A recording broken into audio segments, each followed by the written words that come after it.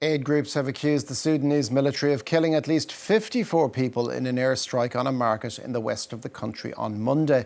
The attack took place in the village of Tora, 80 kilometres north of El Fasher, the capital of North Darfur province.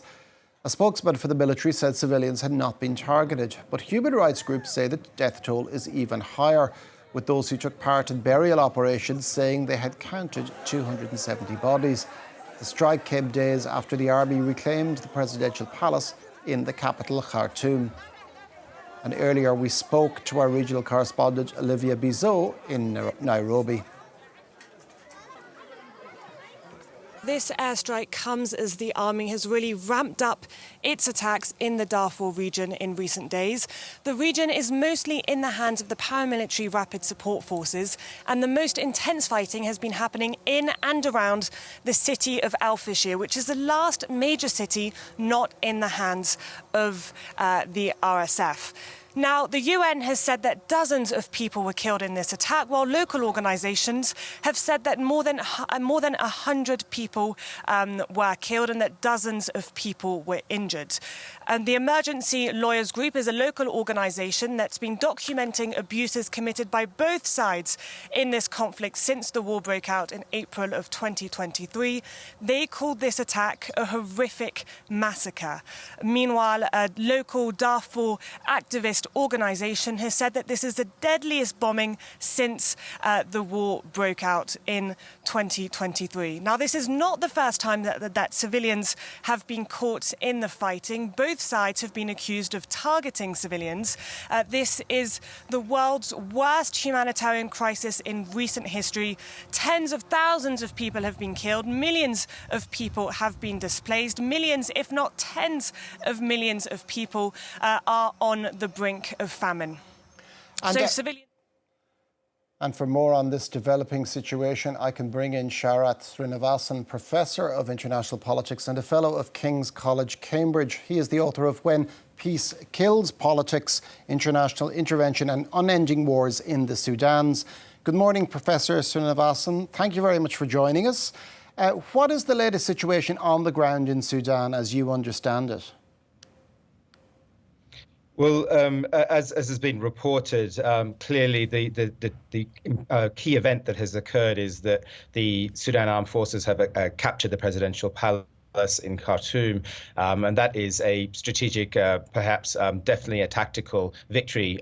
Since the beginning of this war, the RSF has been in control of large parts of the capital, and it's been the army that's been besieged in small pockets, but that has really turned now. The RSF is still present in the city, especially in the southern areas of the city, and still has some presence, is attempting to fix the army in place. And that's because, indeed, the fulcrum of the conflict has shifted to the last remaining major urban centre in the west of the country, El Fasher, that the RSF has besieged for a long time but has not gained control of. There are allied forces of the Sudan army that are in the region that are also attacking the RSF there. But the key thing that is going on is that increasingly the territorial bifurcation of the war is becoming more pronounced. The RSF having its strongholds in the west and southern parts of the country, the army in the center and the east. And that is bodes quite ominously for what's to come. Yeah, and will that perhaps mean that this might be a long-term bifurcation between the two warring factions? Well, that is indeed the risk here. I mean, both sides are armed to the hilt, and both sides have access to further arms and weaponry and resources from various actors in the region and beyond. So there's no sense that there is an end in sight to this war. There is a sense that the army has the upper hand at the moment. It is very important that they may possibly secure Greater Khartoum altogether. That would have huge implications for the the levels of displacement, Khartoum being a major center and a large proportion of the country's population. So it could lead to, the return of large numbers of civilians to the capital. But then the army will have a huge burden on its plate to deal with humanitarian and service issues that have plagued the country. As has been reported, that the scale of the humanitarian devastation in the country is just mind-boggling. And so that will continue. What I think is on the political and military front a concern is that the RSF has also, in recent months, perhaps with one eye on the fact that it was looking like it would lose control of Khartoum, sought to claim a de facto government in areas and territories under its control with some tactical alliances with other forces. And that does seem to suggest a hardening of territorial division between the two groups. Now, we've heard a lot about ceasefires and other major conflicts going on elsewhere in the world, such as Gaza and Ukraine, but there's been very little talk about one in Sudan. Is anybody pushing for a halt in the fighting? I mean, clearly, lots of actors are pushing for a halt in the fighting, and at various times, the US and the Saudi governments have sought to push for a ceasefire, cessation of hostilities. They've all failed in the past. Over time, the lack of attention, the lack of international attention to this conflict, and the way in which continued violence is having an told level of suffering on the population speaks to the fact that it just has not been top of the agenda because of other priorities. I think the major issue here is that any real ceasefire will only come about because a set of regional and international actors align heavily around it. It's not just about the two armed forces and their allies on the ground. It is about the regional geopolitics as well. Now, the United Nations has called Sudan the most devastating humanitarian situation in the world is facing. You alluded to that earlier as well.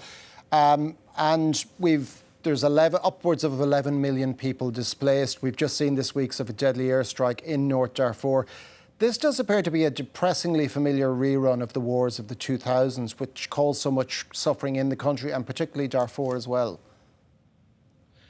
It probably seems from the outside to be a rerun. It's hard to go past the fact that of the 70 years of independence in Sudan, or near 70 years, at least 6 of those 7 decades have been blighted by civil war in one form or another.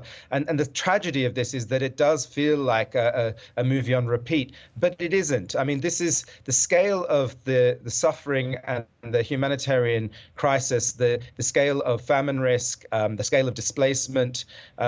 This is mind-boggling. It's much more than it was in the early 2000s. And the real difference really is that Sudan's wars have often been wars that really were fought in the peripheries. They might have been about national politics, but largely they were fought in the peripheries, which is to say the west of the country, southern Sudan when it was part of the country, the center of the Nuba Mountains, Blue Nile, etc. And rarely did violence come to the capital and the heart of the country. And this is why this war has been very different, because it has really affected the whole country, hit major population centers, brought in impacts on all civilians across the country.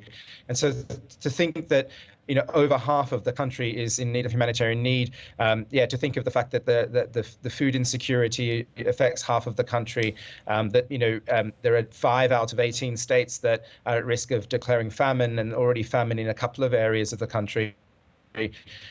Just speaks to something that is beyond the pale in terms of past experience. Thank you very much for that, Sharath Srinivasan, Professor of International Politics and a Fellow of King's College, Cambridge.